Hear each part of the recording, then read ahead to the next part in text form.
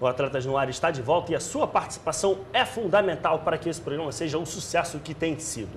Você pode e deve escrever um e-mail para nós através do atletasnoar@boasnovas.tv. Estou correto, Jorge? Exatamente, atletasnoar@boasnovas.tv e também entrar no site dos atletas, atletasdecristo.org. Lá você tem informações sobre a missão dos Atletas de Cristo, sobre as viagens e a loja virtual dos atletas, com todos esses produtos que você sempre vê aqui na nossa bancada à sua disposição lá para pronta entrega na sua casa. É isso aí. Se você, por acaso, perdeu o primeiro bloco do nosso programa, se você precisa sair agora e não vai poder assistir os últimos, não se estresse. Mais tarde, às 23 horas, tem reprise do Atletas no Ar, logo após o Cabeça para Cima. E o nosso programa vai estar também no YouTube a partir da quinta-feira, no máximo. Rapaz, no máximo quinta-feira o programa está no YouTube, você pode assistir, pode compartilhar com todos os seus amigos. Quero reforçar o convite para que você esteja na segunda-feira, se você é aqui do Rio, a Assembleia de Deus Vitória em Cristo na Barra, onde vai ter um culto, vai ter um testemunho do atleta Tinho, ex-jogador do Vasco. Você pode, deve estar lá, vai ser muito legal ter a sua presença. Só lembrando o detalhe de 23 horas, horário de Brasília, horário de porque Brasília. tem muitos estados aí, tá que não tem horário de verão. Tá? Pode ser às 22 ou às 21. Faz o seguinte, você liga a TV, assiste Cabeça para Cima, emenda no Atletas no Ar, você fica bem informado com tudo que está acontecendo. No nosso quadro Atletas em Campo de hoje, a gente vai acompanhar uma história de superação. Depois de diversos problemas de saúde, o pastor Silas de Freitas decidiu mudar os seus hábitos e encontrou o esporte. Virou maratonista e lançou um livro contando essa trajetória espetacular.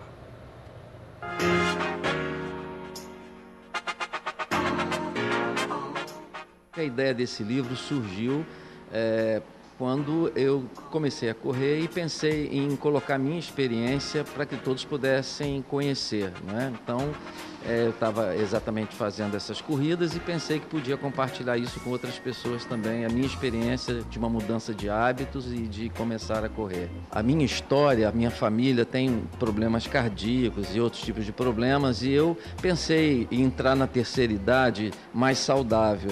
E então eu comecei a pensar numa mudança de hábitos. Então eu tive uma redução de peso e também comecei a praticar exercício. Mas a minha motivação inicial foi exatamente a saúde, foi me manter saudável para tentar evitar as doenças hereditárias. A abordagem desse livro, evidentemente, ele tem um fundo evangélico, é claro, né? Então, o meu desejo foi fazer uma analogia, uma comparação entre a corrida de rua e a corrida da vida numa perspectiva cristã.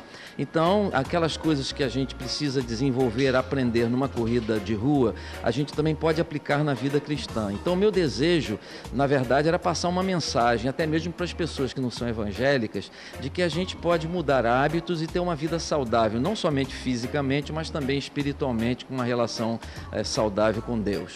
Esse livro, na verdade, demorou quase um ano para escrever, porque eu tenho muita dificuldade, né, na hora da escrita. Eu sempre estou tentando reparar, consertar, leio o texto, volto a mexer no texto. Então, eu demorei quase um ano para produzir isso, mas já desde 2009 eu comecei a pensar nesse livro, né? E ele na verdade, começou a ser trabalhado há um ano atrás. E nós conseguimos finalmente produzir e imprimir no final do ano passado, 2013.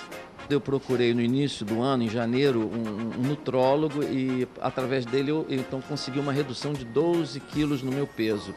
E como apenas a redução ou a mudança de hábito alimentar não é suficiente, eu também comecei a fazer exercícios com um pouco mais de intensidade. E aí comecei a correr 5, 10, 15, 20, aí comecei a correr meia maratona, depois comecei a correr maratona, né? Então, isso começou mesmo em 2009, né? Que eu comecei de fato a ter essa experiência de corrida e aí também essa mudança de hábito. E sempre é tempo da gente começar a fazer algum tipo de atividade física, né? O ser humano, ele tem uma vida dinâmica, ele não pode ficar parado, ele não pode ser sedentário. Infelizmente, a gente vive num mundo com muito sedentarismo. As pessoas têm o controle remoto, têm a televisão, ficam em frente da televisão uma boa parte do tempo e, evidentemente, não praticam exercícios e isso é muito lesivo à saúde, né? Nós precisamos fazer exercício. Quero informar também que depois que eu comecei a fazer exercícios, eu parei de tomar toda a medicação de controle que eu tinha. Eu tomava remédio para colesterol, para baixar o colesterol, não precisei mais tomar. Tomava remédio contra hipertensão, também pude parar de tomar por conta do exercício e da mudança de hábito alimentar. Então esse benefício pode estar presente na vida das pessoas em qualquer momento. Meus pais têm 85 e 87 anos. Meu pai 85, minha mãe 87, e eles começaram a caminhar com muito encorajamento da minha parte a partir de 1 mês ou 2 meses atrás. Então, esse é um hábito que todo mundo pode adquirir, independente da faixa etária. A expectativa é que esse material, que esse texto possa chegar nas mãos das pessoas, e o meu anseio, a minha oração é que realmente Deus use esse texto para que as pessoas mudem os hábitos, não é que comecem a correr. O objetivo do livro não é que as pessoas comecem a correr, mas que mudem os seus hábitos de sedentarismo, de comer muitas vezes uma comida mais calórica e, sobretudo, começar a fazer exercício. Por isso que eu tenho esse objetivo através desse texto. Então, as pessoas podem acessar o meu site, aliás, o meu Facebook, que é facebook.com/Silas de Freitas Oliveira. E lá existe a informação para a aquisição do livro.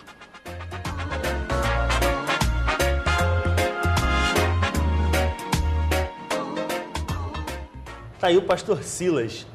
Olha só, eu vou falar uma coisa para você. Eu não vou revelar a idade do pastor Silas, não. Mas ele está acima dos 50. 5.0, só para você ter uma noção, rapaz. Ele tá bem, tá bem. É melhor nem falar a idade dele também, pra gente não ficar não pior. Não ruim para nós aqui. Para nós e o pessoal aqui no estúdio. Tem cada um aqui, meu irmão. Tem mais de 60. A minha diretora está aqui me alertando que não é 50, não, é mais de 60. Só a vergonha, minha cara foi lá embaixo da mesa agora. Eu não vou nem falar nada. Você viu aquelas imagens do pastor Silas participando da maratona ali? Foi uma maratona que a gente cobriu ano passado com o pessoal da igreja de Copacabana. E tinha gente ali, 20 anos, 18 anos, fazendo revezamento, cada um correndo 5. O pastor Silas pegou sozinho 42. 42 quilômetros, só para você ter uma noção do que a gente... Ele não está falando nesse livro sobre uma experiência que ele ouviu falar, ele realmente fez uma transformação de vida. Entra lá no Facebook dele para você adquirir esse livro, talvez você consiga ter uma mudança de vida, talvez você esteja meio acima do peso, assim, como alguns comentaristas de televisão, apresentadores estão ligeiramente acima do... Eu já ouvi falar que tem alguns que estão por aí, que estão acima do 90, né? Já ouvi falar disso. Não aqui não, mas... Não, aqui não. Em outra emissora aí, na concorrente. Bom, um grande abraço para o pastor Silas, rapaz. Ele é um cara, assim, realmente... É um incentivo para todo mundo, Incentivo para todo mundo, rapaz. Parabéns, pastor Silas. Bom, quem também está de volta à atividade física, rapaz, é Anderson Silva, o Spider, rapaz. Venceu o Nick Diaz no UFC 183 depois de 1 ano afastado do octógono, rapaz. A gente vai conferir alguns momentos dessa luta. Na minha opinião, não foi assim tão emocionante, eu estava esperando um pouco mais. Jorge Max, sua opinião? Olha, eu gostei da luta. Olha o Nick Diaz, olha.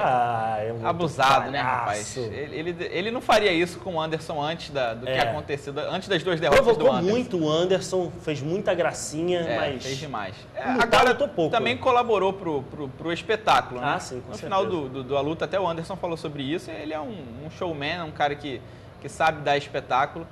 Mas eu gostei da luta, eu acho que o Anderson foi bem, em alguns momentos até burocrático, mas...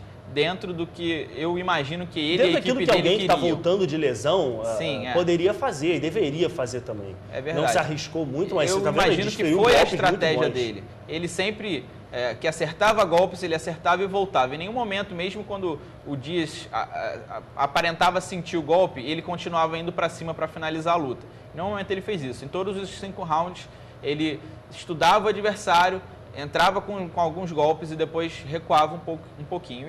E o Diaz encaixou alguns golpes também, mas nenhum muito tão contundente. O Anderson foi realmente bastante bem superior. Os jabs do Anderson são impressionantes, porque mesmo com a guarda alta do adversário, ele consegue passar pela guarda. E força, né? Ele vem com um direto, é um jab que é quase um direto de direita e passa fácil pela... Olha ele fazendo gracinha, oferecendo o rosto aí. E passa fácil pelo bloqueio das mãos do adversário, né? Isso conta muito, porque isso vai minando as forças, fora os chutes que ele deu na costela do Dias, que ficou bem marcado. Eu queria falar sobre isso, Jorge. Com relação à perna, nenhum vestígio de lesão, né? Não. Nada, confiança total na perna. Sim, e o que todos os médicos e fisioterapeutas também dizem é que depois que quebra, faz a cirurgia, coloca lá o adamante, lá, sei lá que eles colocam, a placa de aço lá, e o osso faz o calo ósseo ali no local da lesão, fica até mais forte, rapaz. Todos os médicos dizem que fazer uma canela fica de até aço mais forte. Também. Dá uma quebrada, às vezes não é tão ruim assim, apesar da dor no momento. Enfim, mas a maioria dos chutes que acertaram a costela do Dias foram com a perna direita, não foram com a perna que ele tinha machucado, mas de qualquer maneira ele mostrou também com os chutes com a perna esquerda que estava em dia já estava sem qualquer vestígio também de dor, de medo de chutar. Eu gostei da luta do Anderson e ele se mostrou muito emocionado no final. Chorou realmente, que tá na de parabéns. Criança. Mas é uma superação, né? Ele tem atleta 39 anos. Isso eu ia falar, 39 Então, anos, depois de ficar um ano, perna quebrada, conseguir voltar bem e vencer, realmente é algo marcante com o atleta. E aí, para não perder o ritmo, né? O Dana White já tá falando aí, Já marcar a luta pra ele semana que vem.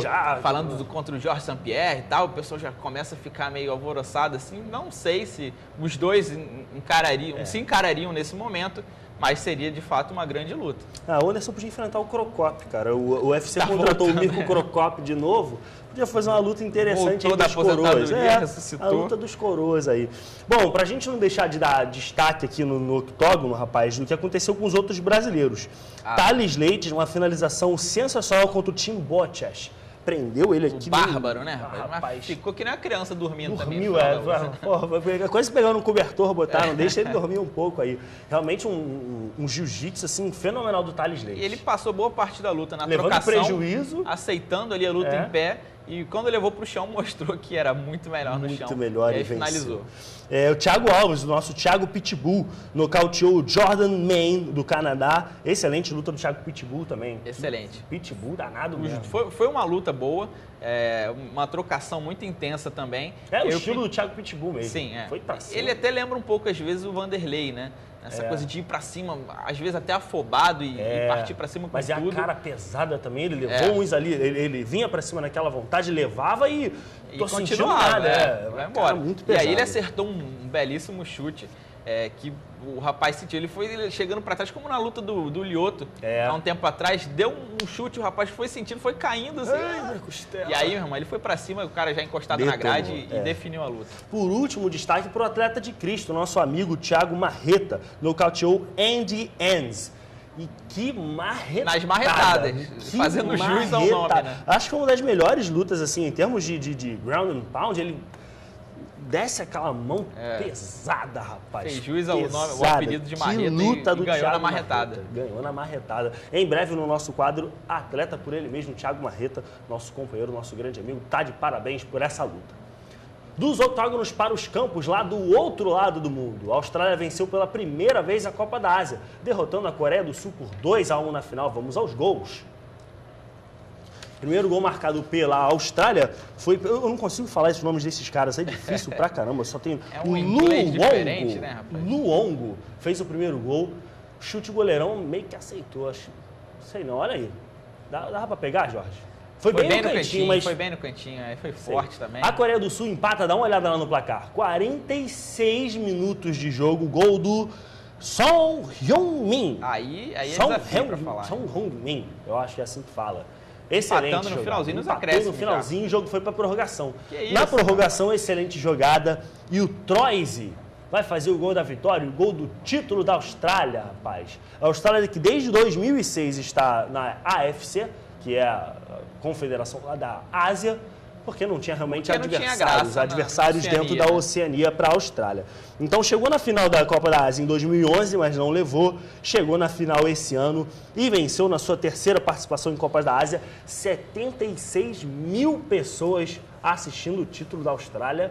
E que grande título, né? Grande título. Merecido, apesar da gente brincar, né, que a Austrália é o Cahill e o Cahill mais 10. Né? Cahill e mais 10. Mas, de fato, tem conseguido se destacar. Já na Oceania não tinha mais adversário, foi para dentro da Ásia fica um pouco mais equilibrado. Japão, Coreia do Sul ali, outras equipes ali crescendo um pouco, Irã e tal. O Catar, China ainda está bem abaixo. O Iraque, de vez em quando, ainda faz alguma coisa. A Arábia Saudita costuma ser muito tradicional. Esse ano nem participou da competição, mas é uma seleção mais tradicional. Mas aí, além de ser bom para a Austrália, também cresce o campeonato. É verdade. A Copa da Ásia que tem mais um time que pode disputar o título e aí ganhando seu primeiro título justamente. Isso aí. A Austrália que é o primeiro classificado para a Copa das Confederações, que só vai acontecer lá na véspera da Copa de 2018, 2017. Mas por enquanto já está com a sua vaga assegurada. Falando em vaga assegurada, no próximo bloco, rapaz, tem Sul-Americano Sub-20 e tem muita coisa boa, tem muito futebol. No próximo bloco a gente volta já já.